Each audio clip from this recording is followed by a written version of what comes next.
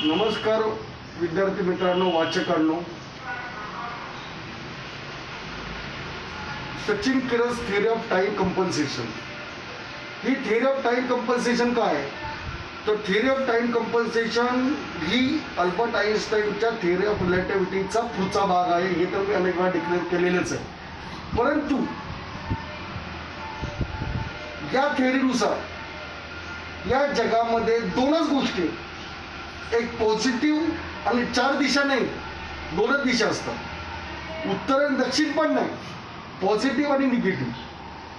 हे संपूर्ण according to Sachin Kiras theory of time compensation, हे जे युनिवर्स आहे हे दोनच गोष्टीमध्ये डिवाइड आहे, पॉझिटिव्ह आणि निगेटिव्ह, डिफरन्शिएशन आणि इंटिग्रेशन, ॲडिशन आणि सबट्रॅक्शन.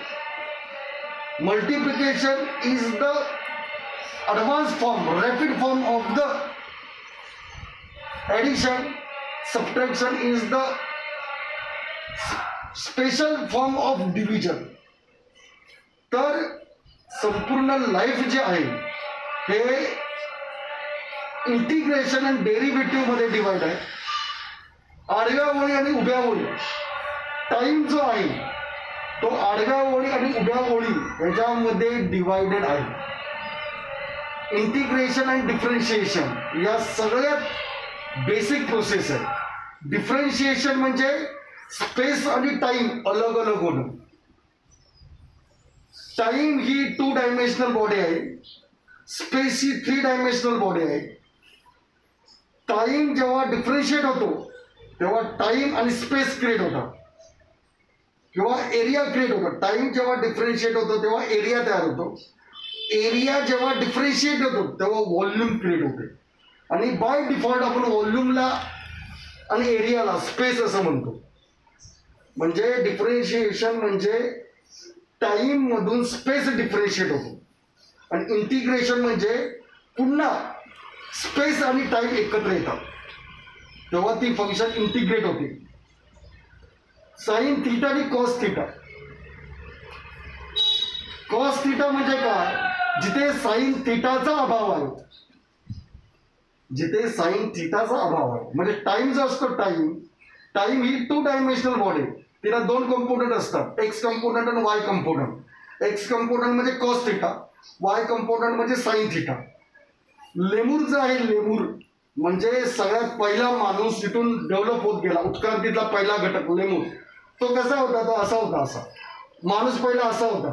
अमिबा, तो अमिबामध्ये साइन थीटा 0 आहे. अमिबाला चालता येत नव्हतं, म्हणजे अमिबाला चालण्यासाठी स्युडोपोडियाचा उपयोग करत होता, डायरेक्ट त्याला ऑर्गन नव्हतं. म्हणजे तिथे कॉस थीटा प्रेझेंट आहे, साइन थीटा प्रेझेंट नाही. लेमूर जो आहे, लेमूर कसा होता? थोडक्यामध्ये त्याला चालता येत नव्हतं. तो लेमूर म्हणजे असा होता. हा म्हणजे कॉस थीटा, हॉरिझॉन्टल लाईन म्हणजे कॉस थीटा. आणि तो उत्क्रांत होत होत होत पुन्हा ह्युमन बिंग झाला तेव्हा साइन थीटा क्रिएट झाला. Sine π/2 is equal to 1, cos 0 is equal to 1. Amoeba हा कॉस आहे आणि माणूस हा साइन आहे.